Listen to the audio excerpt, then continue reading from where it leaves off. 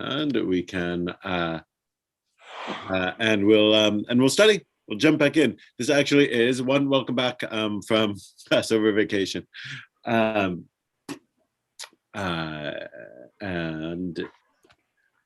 we we'll pick up somewhere around where we left off. This is we're going to be on page 6a of Talmud Brachot. If you're looking in the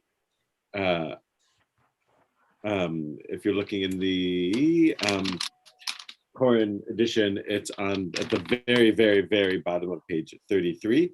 I surprised myself with my foresight, wrote down, if you're looking in Sfaria, that's sfaria.org, it is page 6a, paragraph 17 in the Sfaria.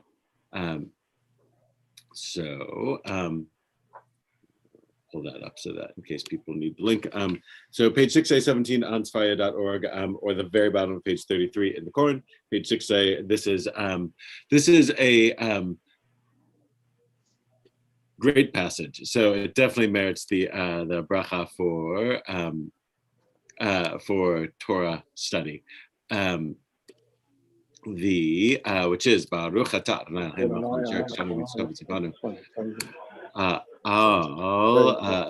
Asok b'divrei Torah. I knew it was for something. And let me put in, this is the link to the proper page and shop, paragraph 17. People all right? Passover went well? Made it through? Yep. All right. My favorite holiday. It is. Look. The more you put in, the more you get out. We it is it's fun and long. And by now, after like a little while of studying Talmud, you recognize those like middle side, it puts like some of the famous parts of the, like all the days of your life. It says Kol Yemei Chayecha, like sort of like makes more sense. You see what they're doing there. Like this is standard rabbinic practice, so to speak, that you approach Torah texts with that level of closeness.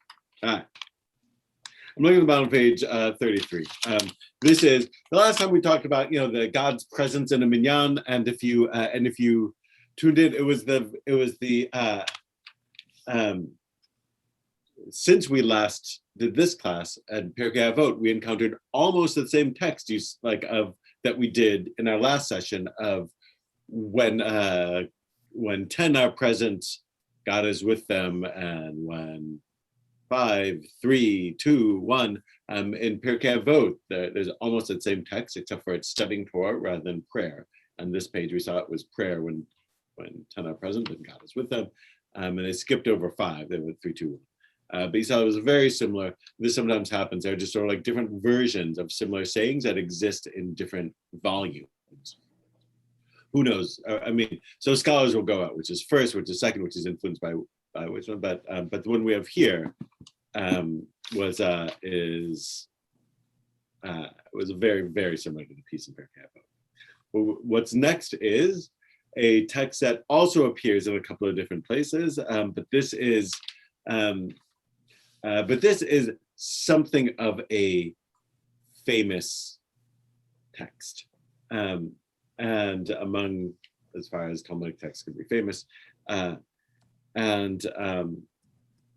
it will pull on a bit of, not in this version, but we'll cite it anyway, on one of the pieces that gets read over Passover. So on page 33, this is page 6a. Amar Rabbi Avi, Bar Rav Ada. With me, if you don't know where I am, please shout out. Amar Rabbi Avi, Bar Rav Ada, Amar Rabbi Yitzchak. They say, Rabbi Yitzchak said, Minayin shakadosh baruch hu, maniach tefillin, shene'amar, smahem b'yemino b'izra uza. Statement that you would only find in the Talmud. How do you know that a Kadosh Baruch Hu, the Holy One, blessed be God, wears tefillin Because it says in the book of Isaiah, Adonai is sworn by his right hand by the arm of his strength. Now, before we get into the details on this, a couple of things. One, some of you know that I am of the opinion that the most useless word in the English language is phylacteries. Phylacteries is the word that they have here. Phylacteries means tefillin. But I have yet to meet a person who knows what phylacteries are, who doesn't know what tefillin is. And I've never heard a human being say, where are my phylacteries? Or are you going to put on phylacteries this morning at Minyan? Or put on phylacteries this morning at prayer quorum? If you want to go all the way through with the English words of these things. Of all the useless translations, phylacteries, top of the list. I've never heard anyone say, this is my grandfather's prayer shawl. It's a tallis. So one, they're going to say phylacteries, which means tefillin. I've never heard it refer to anything other than tefillin.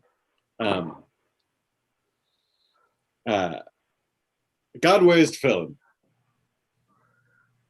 There is notice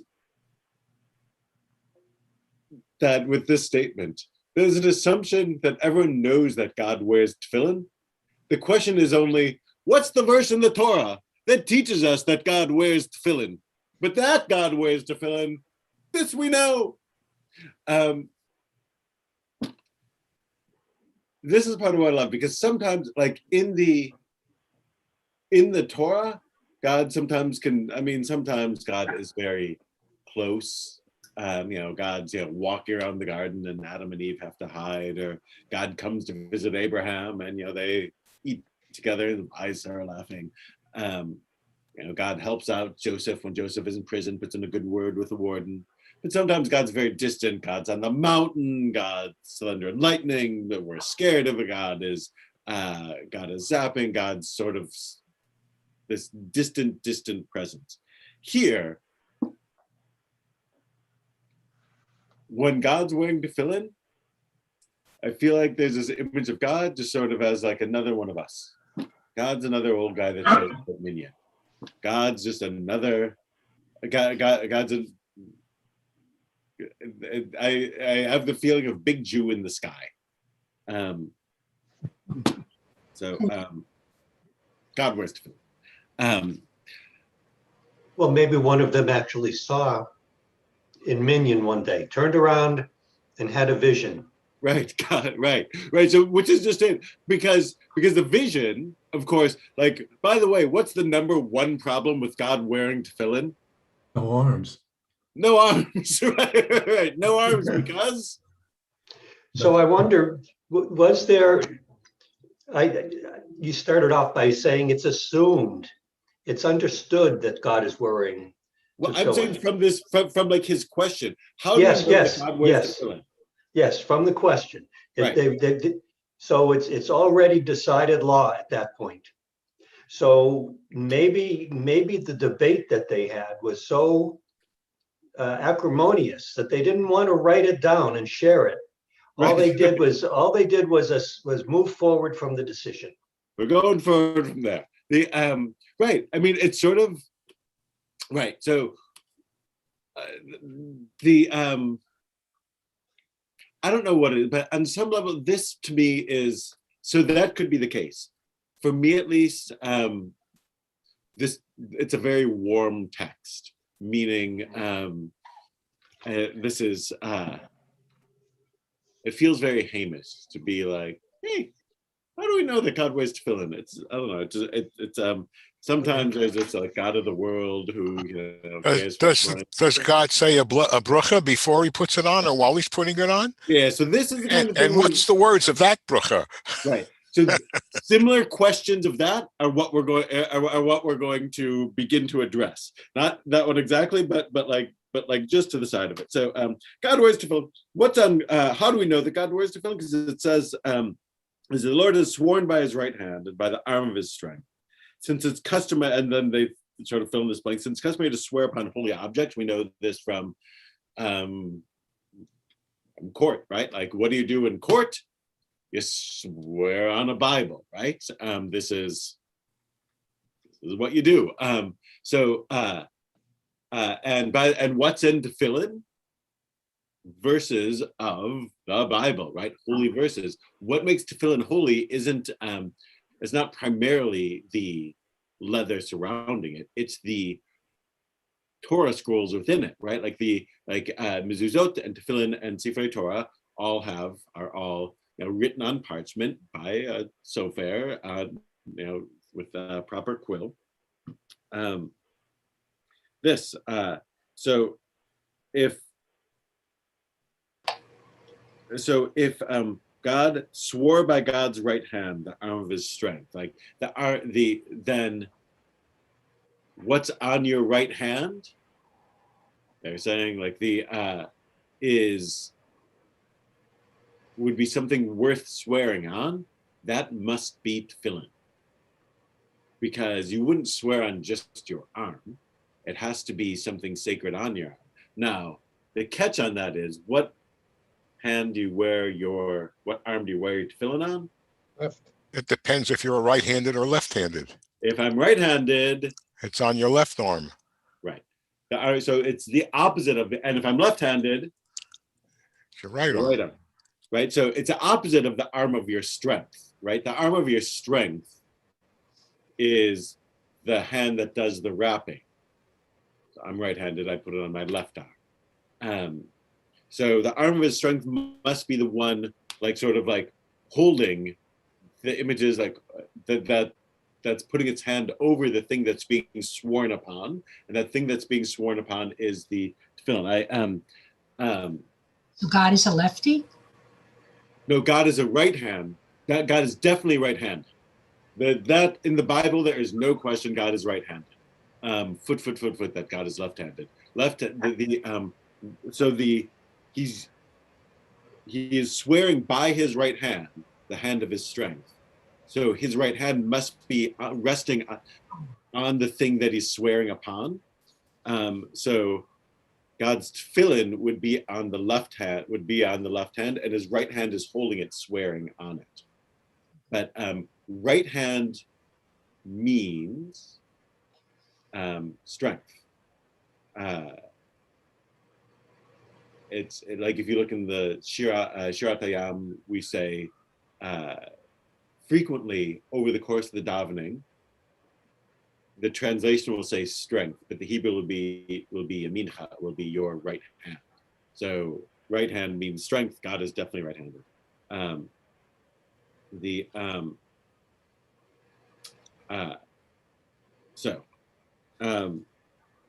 God swore on his right hand. So use his right hand to swear.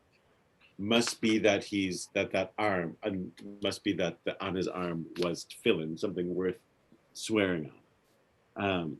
Top of the next page on 34. You mean no? Zo Torah, God's right hand. That means Torah. Why? How do I know that? Shene Amar. You mean no? Eish dat lamo. From his right hand. Deuteronomy. This is the end, near the end of the book of Deuteronomy. There's this poem that Moses is saying. From his right hand, a fiery law for the people. Eish dot. Eish, fire. Dot, mean like law. Frequently in Esther, dot is one of the rules, the laws that get put forward in the book of Esther. You mean no, from God's right hand. Lamo, for his people. So from his right hand is a fiery law.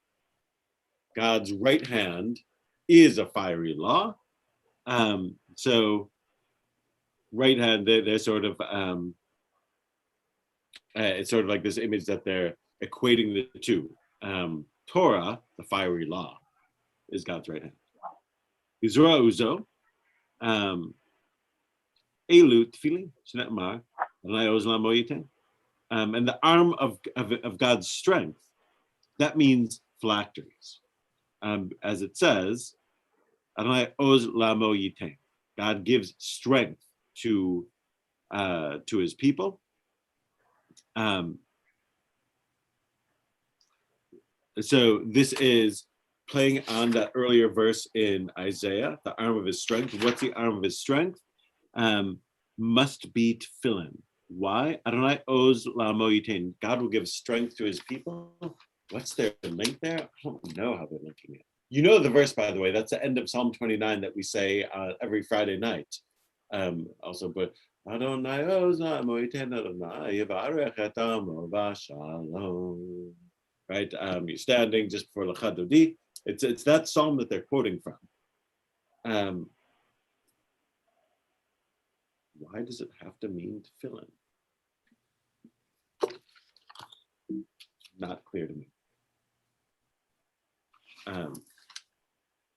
Let's see if Rashi is any help here. 6b.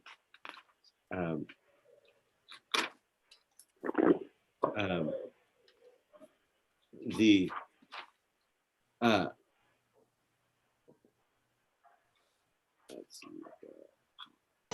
Rabbi, Yeah. there is one simpler, much more simple explanation put forth. I'm not taking credit for this. I just read it in the notes on the side. Right. Rav Hai Gaon takes a much simpler approach to this discussion, suggesting that Gemara describes God wearing phylacteries in order to encourage every Jewish man to wear them as well, setting a good example. Right. So right, which is, I mean, on some level, right. So good, thank you. Like that's sort of like that. But like I'm trying to figure out like how what they want to do is sort of like prove that it's the case. Right. Like the image, if God does it, so should we, right? Sort of like the and you'll see part of how they play that one out.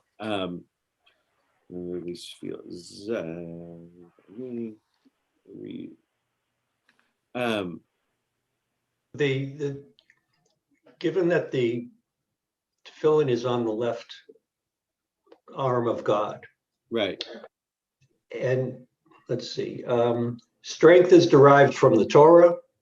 The Torah is on his left arm, therefore his left arm is the source of strength for giving strength to his nation. Because the Torah is on his left arm. So if he reaches out his left arm, he's given strength.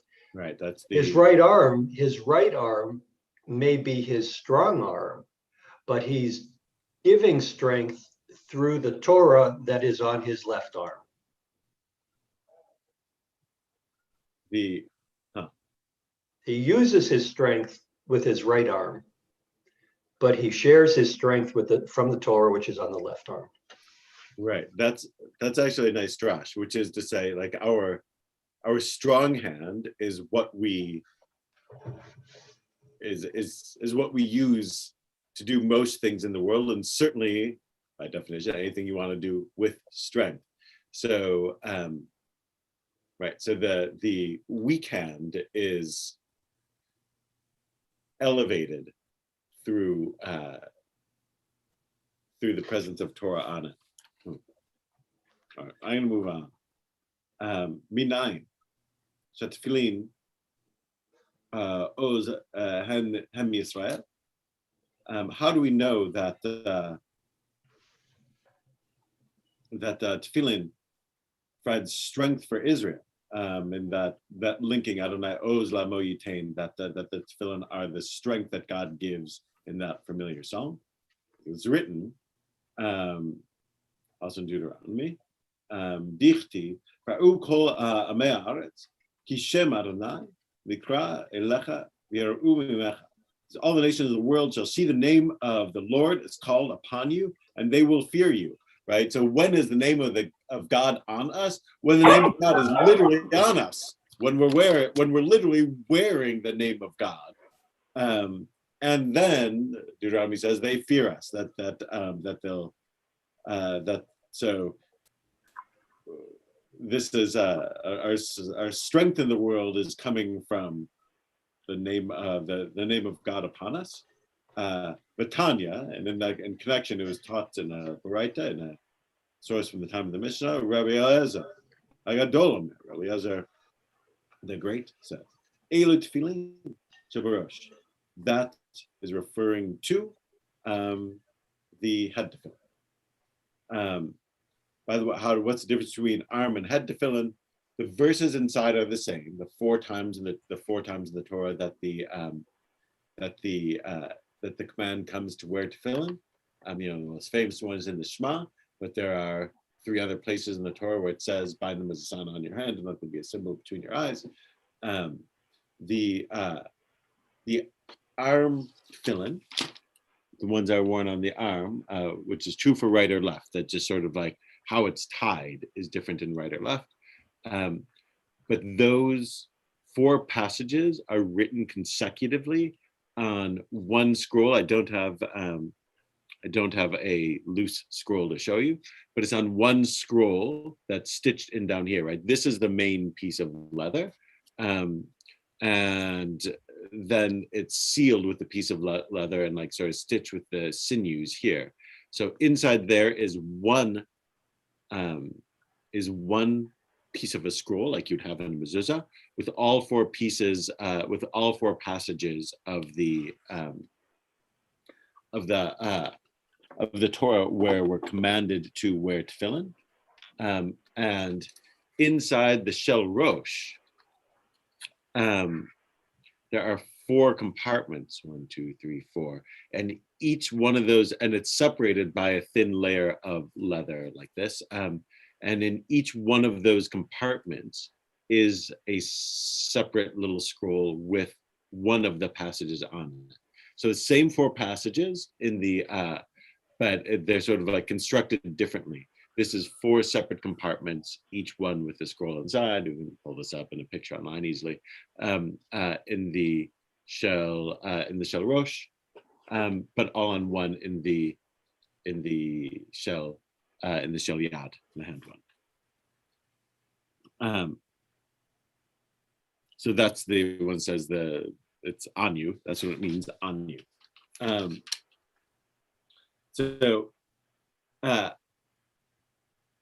Now, Ellen asked earlier, when we put on tefillin, praise God, and we wear them to praise God and to testify to God's greatness, right? Like that's part of the point of wearing tefillin. One, it's to fulfill the commandment, but also it's like to testify to God's greatness, right? So when we put on the tefillin, we say the Brachot, right? Like who commands us to lay tefillin and put on the mitzvah of tefillin, and then wrapping around our fingers, we say, "I will betroth you to me," things like this. So it's all about when we put on tefillin, it's to praise God.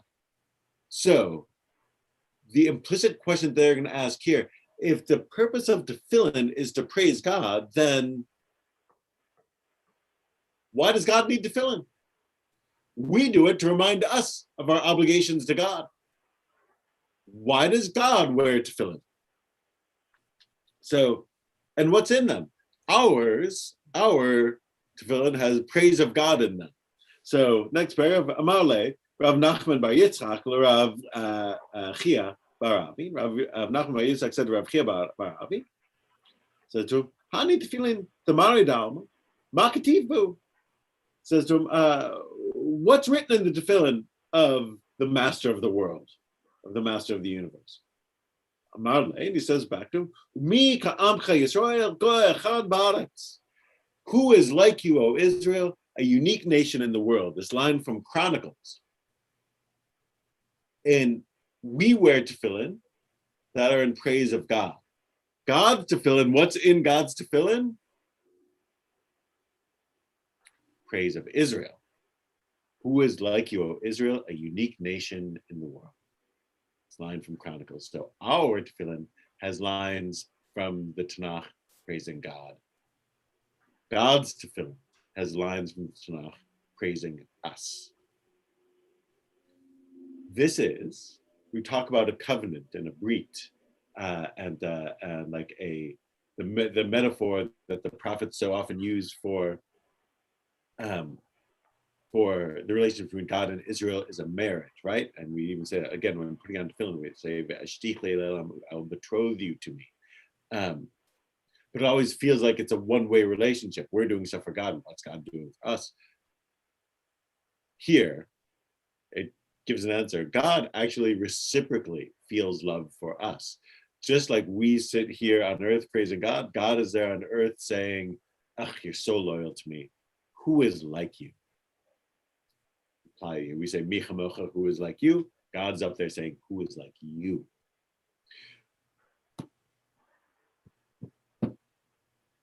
Incredible lie. By the way, these are anthropomorphisms that if I said them, it would say like, how could this, like, how could you say such a thing? But they obviously can get away with it because they're Chazal, they're the rabbis, the Talmud. Rabbi? Yeah. We are supposed to behave in the image of God. Isn't it like a teaching moment? That God is teaching us this is what you're supposed to do. And we're emulating God.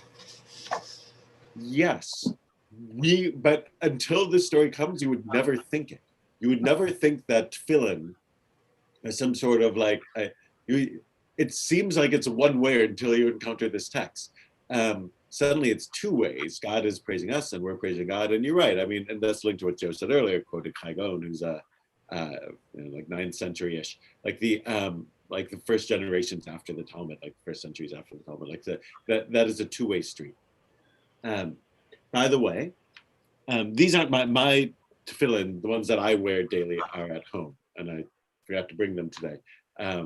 Just took these from the chapel. Many tefillin have covers for them so that they don't get like nicked up in transit. My tefillin, the ones that I wear each day, they have like those hard plastic covers to them, and on the hard plastic covers it says, "Mi kam Yisrael goy echad ba'aretz." The phrase that's on God's tefillin, "Who is like you, O Israel, a unique nation in the world," is on the cover of my tefillin. So like every time I open them, I'm reminded of this passage because whoever made those plastic boxes put this phrase from the text onto the plastic boxes of pregnant. So again, it like creates a sort of like, in this plastic thing, creates a reminds us of that reciprocity. That line, by the way, also is quoted in the Shabbat Mincha service. The Amidah on Shabbat afternoon quotes that line, "Who is like you, who is like your people, Israel, a unique nation in the world." They translate "one nation in the land," which is accurate, Goy echad ba'aretz, but it really I think here it means a unique nation in the world. God has relationships with lots of different people. This is saying unique with Israel, right? And that's right. And the tefillin are like sort of a sign of that, of the unique relationship.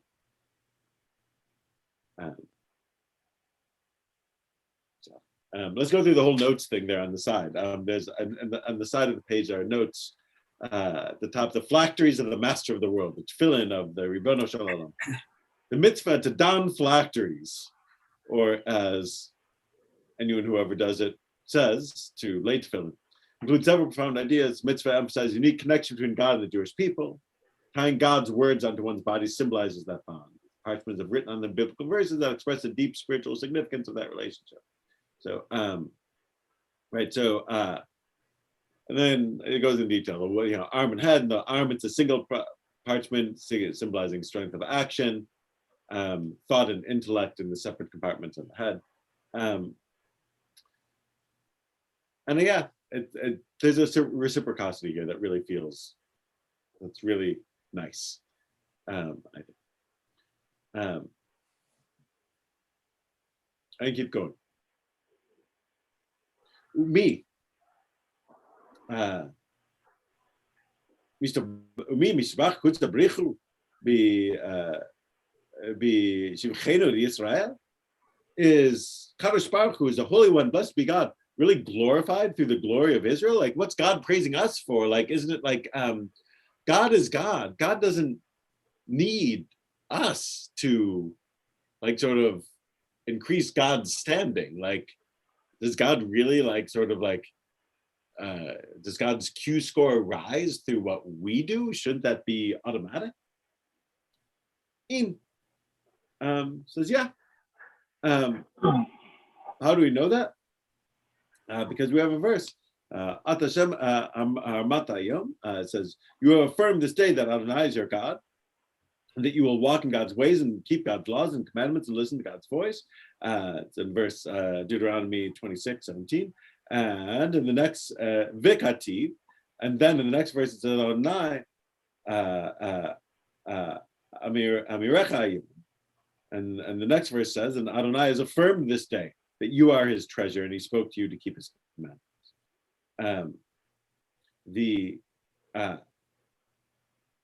Says that as, how do I get this out of these words? From these two verses is derived that Marlan, Kadosh Baruch Hu, Yisrael, God says to Israel, Atem situni ateva atem ba'olam, ani asa etchem ativa achat ba'olam. You made me a single entity in this world, in the world, as you singled me out separate and unique.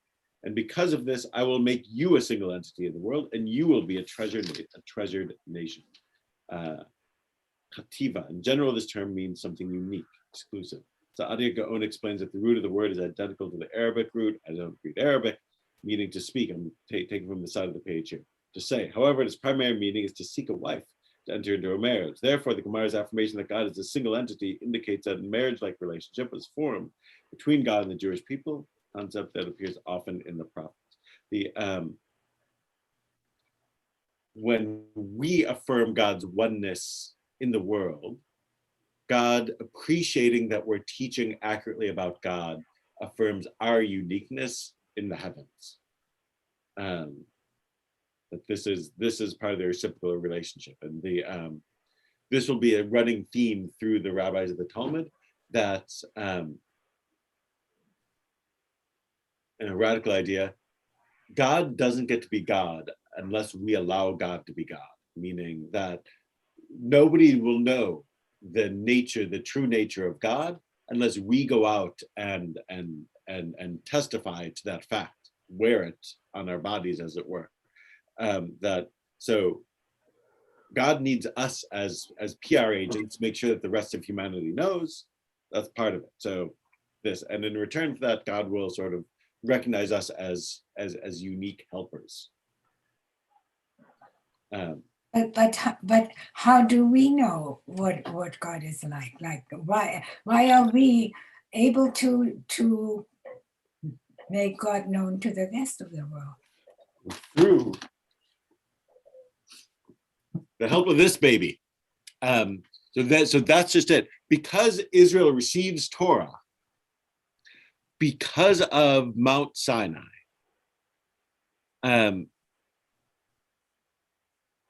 we're supposed to be the ones that had like the unique direct line. So again, they have no problem with the idea that God has relationships with other nations and things like this, and that different people have like different missions in the world, and Israel uniquely got a glimpse. Nobody else, no other nation witnessed God all at once. One guy comes and a few dozen people say, oh, I saw him and he was God, or he had a revelation, and there's like a handful of people who did it. But Mount Sinai was the entire nation, everyone at once, men, women, and children. Everyone witnessed God's words. Everyone heard it. Totally unique. We then bring knowledge of God to the world. So whether or not you believe that is something else entirely, but that's the logic behind it.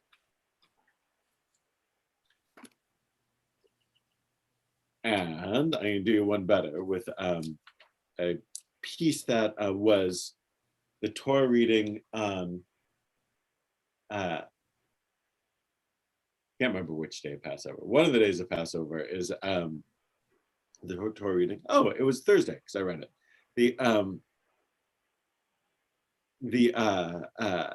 Is at Mount Sinai, after the revelation that everyone hears, famously, they slide back to idolatry and worship the golden calf and break all 10 commandments. And Moses is angry, and Moses comes down and breaks the tablets. And God says, you need to carve 2 tablets. And Moses says, well, I can't work like this. God says, these aren't acceptable working conditions for me. I need to know you better, right? This is Exodus chapter 33, verse 12. Moses said to the Lord, see, you say to me, lead this people forward, but you have not made known to me whom you will send with me. Further, you have said, I've singled you out by name and indeed gained my favor. Now, if I've truly gained your favor, pray let me know your ways, that I may know you and continue in your favor. Consider too that this nation is your people.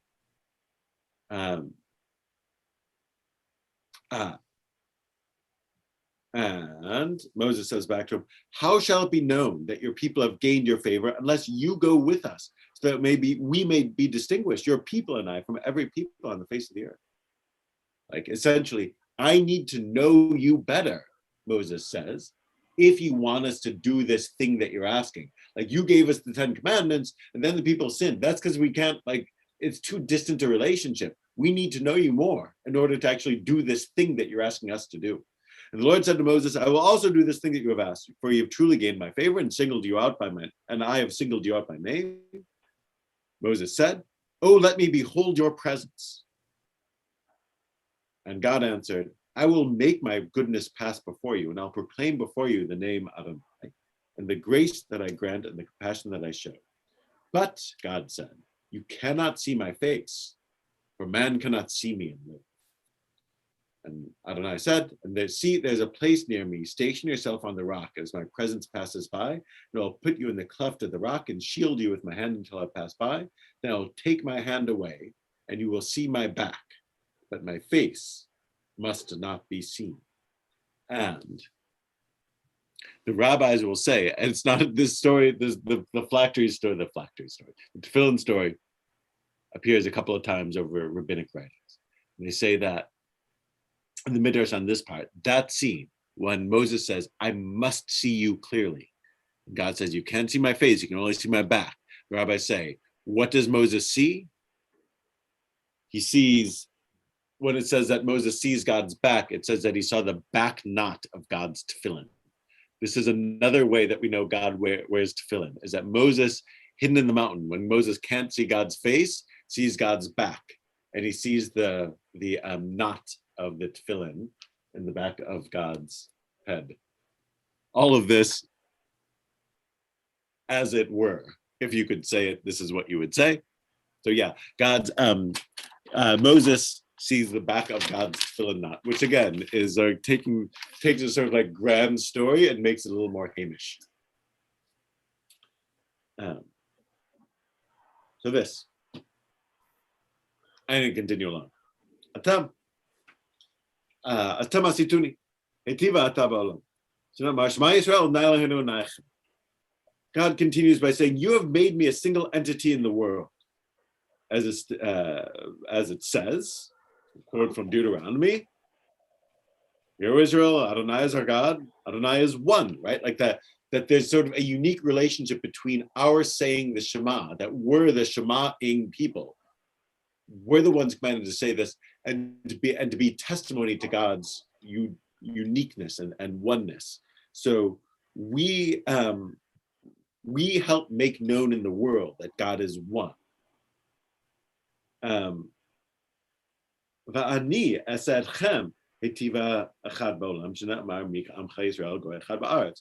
in return, I will make you a unique, singular entity in the world, as it says in the line that we just quoted, who is like you, who is like your people, Israel, one nation in the land, or a unique nation on earth. So just like we proclaim God's uniqueness, God proclaims our uniqueness, and it's this reciprocal relationship. Everyone knows that Jews think God is one, and God then makes sure that everyone knows Jews are unique and not like anyone else. Now, again, today as the sun sets, not to be flip about it, but it's Yom HaShoah today. Like, so that uniqueness comes with its costs. Here it's being put forward as a good thing. Everyone knows that Jews are unlike anyone else. So our tefillin has the Shema in it. God's tefillin has our uniqueness in it. Amar Rav Acha, Amar le Rav Acha, Rabbi Ashi, Taniach b'chad beta, b'shar batei mai.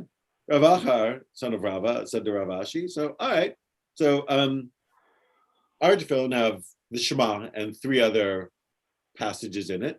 So you've explained to me what's in one passage in God's tefillin. What's in the other ones? Presumably God's tefillin also has 4 compartments in it because, tefillin have 4 passages in them. So what's in the other ones? Marlon says back to him, Ki mi goy gadol. This the verse from Deuteronomy when Moses is sort of recounting the events of the Exodus in Mount Sinai. He says, for who is a great nation to whom God is close, like the Adonai God. Whenever we call on him, there's a sense of Moses talks about how no one else in the world is sort of like has God traveling with him through the desert the way God traveled with Israel through the desert. And another time when it says Umi Goy Gadol, and the next verse in Deuteronomy, who is a great nation, who has righteous statutes and laws like this entire Torah which I set before you today. Find somebody else with a Torah as wonderful as this one. You can go around the world, other people will say that they have great teachings, but you're not going to find one that compares with this. So those are 2 similar things, like sort of like who is a unique nation like us? Goy, of course, in the Hebrew means nation. In Yiddish, Goy takes on a pejorative term that's not present in the Hebrew. So here you hear Goy 100 times, and there's no pejorative sense. In Yiddish and then into English, Goy has a pejorative. It's a pejorative term for a non-Jew. Shouldn't be used unless you like using pejoratives about different ethnic groups. I don't. But notice here again in Hebrew it doesn't have that sense. V'ashrecha Yisrael. Another one says, or maybe there's another one that says, "Happy are you, O Israel, for who is like you? People saved by the Lord, the shield of your help." Like so, another passage in Deuteronomy. Happy are you, O Israel, for God is uniquely protects you, as they've gone through the thing, and you can keep going with different verses. Hanisa Elohim. Or as God attempted to go and take for himself a nation from the midst of another nation by trials, signs, and wonders. That's also towards the end of Deuteronomy. Moses says, like, look, no one else is going to say that God took the entire nation out of slavery with miracles and wonders and brought them to a mountain and revealed God's self to everyone. No one else is going to say that. There's you can go the world over. This claim that we're making, that God took us out of Egypt with miracles and then spoke to us, no one else will say that. It's unique.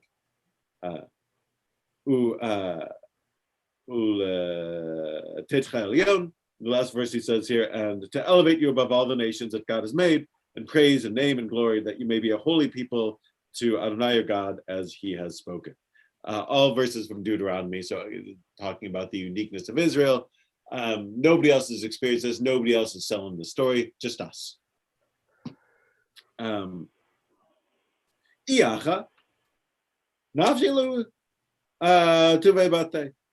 so, too many compartments. You just gave me, if you include the first one, I think 7 verses. Tefillin have 4 compartments. What's God the way you just gave me 7 verses? How could God? There are 4 verses in Tefillin. How could God's Tefillin have 7? That God wears Tefillin, I get, but too many verses.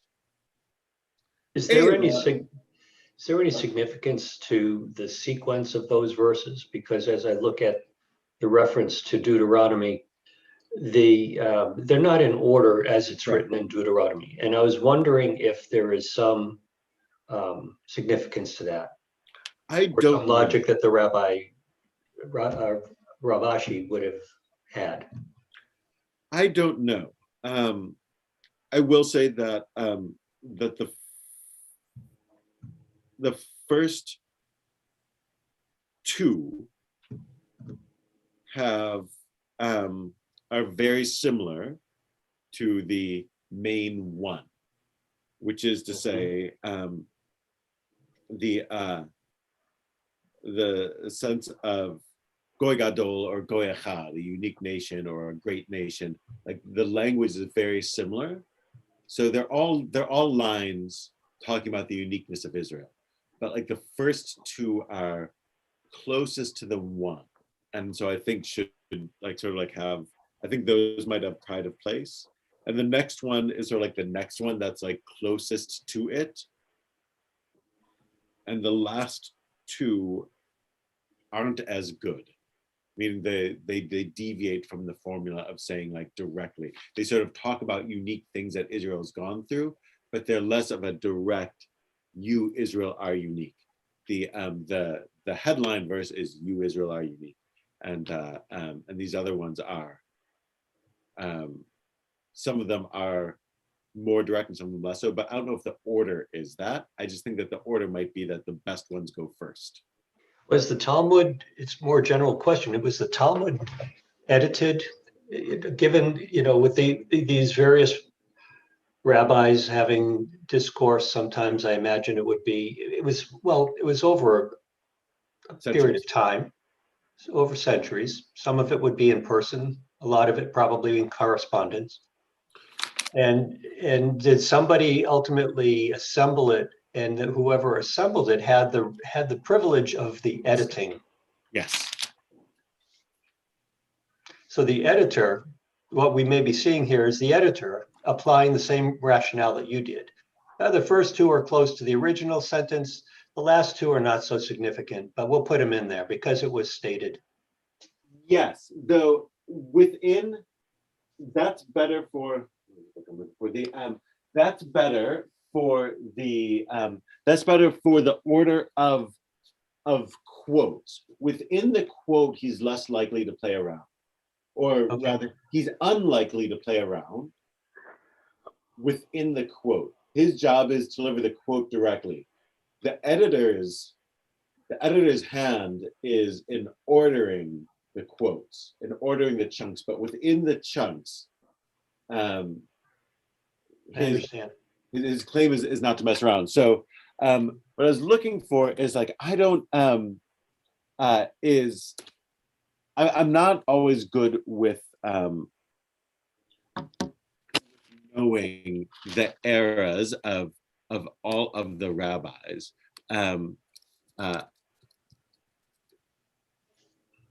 Wonder if it's in here. Hold on a second.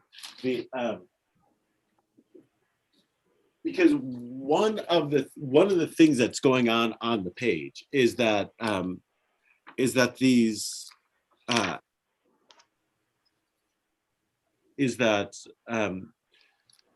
the chunks, meaning that each quote, and here like it's sort of like the paragraphs somewhat reflect that, have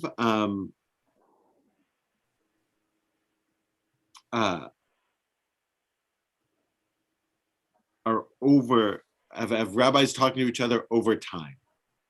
So that so I don't know if Rav Nachman bar Yitzchak, off the top of my head, if Rav Nachman bar Yitzchak lives at the same time as Rav Ashi. So, Rav Nachman bar Yitzchak dies 356 CE-ish. So, and let's and Rav Ashi lives a generation later, dies about 427.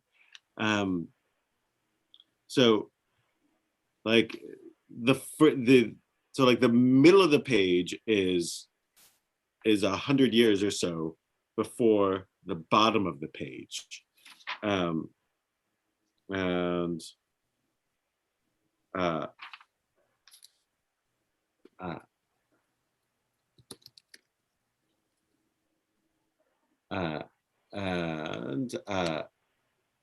not the right one. Is it safe to say that each of those paragraphs are not necessarily in a chronological order either, based on the time that each contributor lived? The editor again might juxtapose those around. They're probably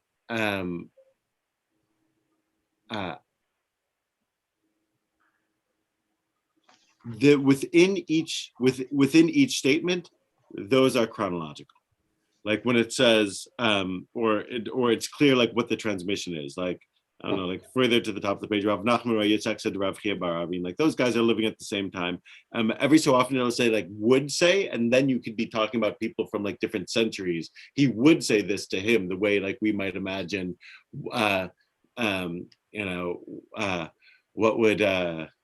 would Nixon say if he saw the situation with China today, or whatever the case may be? Like, sort of like, what would somebody say? And like, sort of like, well, based on what we know of him, he would say that.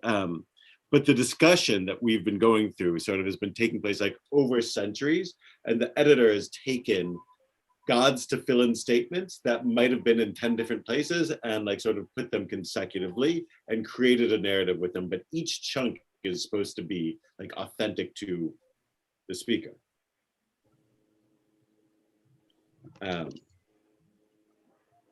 We'll get to the end of this. There's actually just a couple lines left in the God's tefillin section.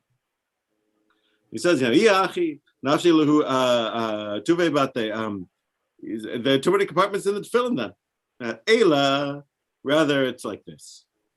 Ki mi goy gadol, minayin lahadade bahad beta.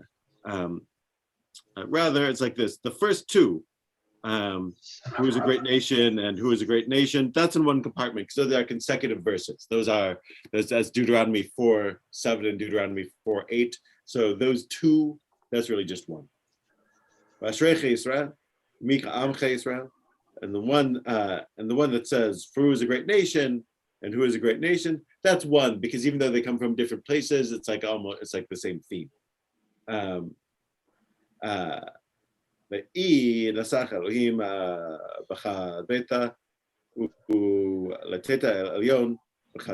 the last two, happier, or has God attempted to take people out of slavery as it is done, is one compartment, and to elevate you is in one compartment. So that's his solution to it. V'kulhu tive adrete, and all of them are written in one compartment for the arm tefillin, like it's different compartments in the head, as mentioned, and the same in arm, because God's tefillin, of course, has to resemble our tefillin. This is a wild passage, partly because notice what they never did is sort of like bring up the obvious question of God doesn't have a body, or doesn't God not have a body, or what do you mean God's wears tefillin, or like the questions any rational human being would ask aren't asked here.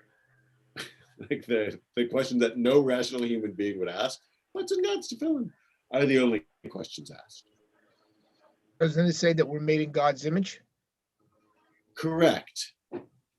Though Judaism, generally speaking, like frequently, we try to go to great lengths to say that doesn't mean physically, right?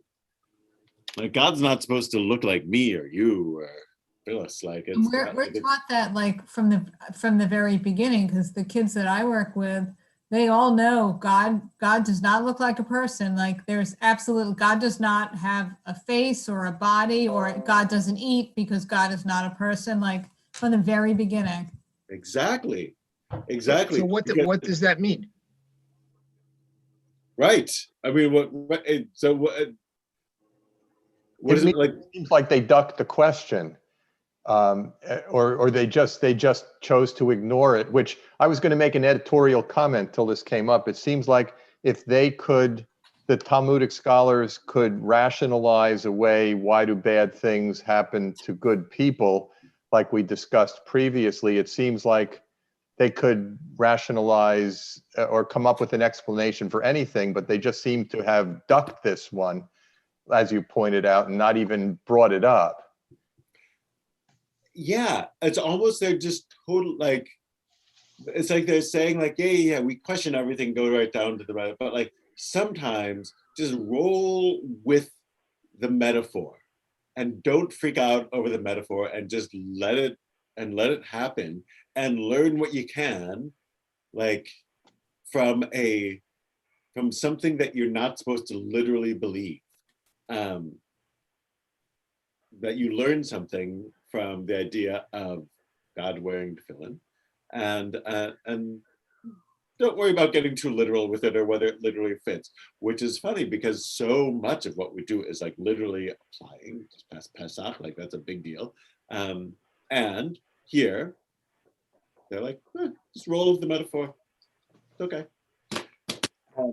It's like suspension of disbelief. Or comedy writers writing a routine. You know, someone comes up with an idea, it's silly, and they just go with it. Just roll with it, right? Yeah, exactly. Just like where, yeah, like this is right. That's half of comedy sketches. Just think of like a fish out, where you come up with a fish out of water situation, you throw it. Yeah, and especially since of all things, tefillin sort of is can be mocked or is thought of as something that's it's so physical. Like, shouldn't you just like have your heart and mind tuned to God? Like, why do you need something that's physical to remind you of God? And this is almost saying that, oh yeah, not only do we need something physical, but so does God. Like, did not like this, like, because the Karaites would say that that when it says bind them as a sign upon your hand, symbol between your eyes, that's a metaphor. It doesn't mean to actually put the words of the Torah on your body. Come on. And they're like, no. Not only that, not only does it mean to put it on your body, but God understands it the exact same way. In this most physical of mitzvot. Any other mitzvah, if you said God davened, it'd be easier, right? Sort of like a later they will say God davens, but the yeah, wild. I think it's a wild scene. So God wears tefillin, so should we all. It is a very and that's maybe part of the balance. Sometimes go with the metaphor and don't worry about it. Sometimes don't. Rabbi? Yeah. What's the time period that this was written? These guys are 3rd, 4th, and 5th century. Thank you. Yeah, so and land of Israel and in Babel.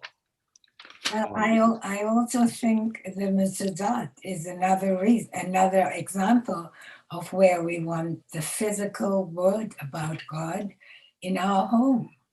We seem to like the physical text of it somewhere near us. Yes. There's a closeness.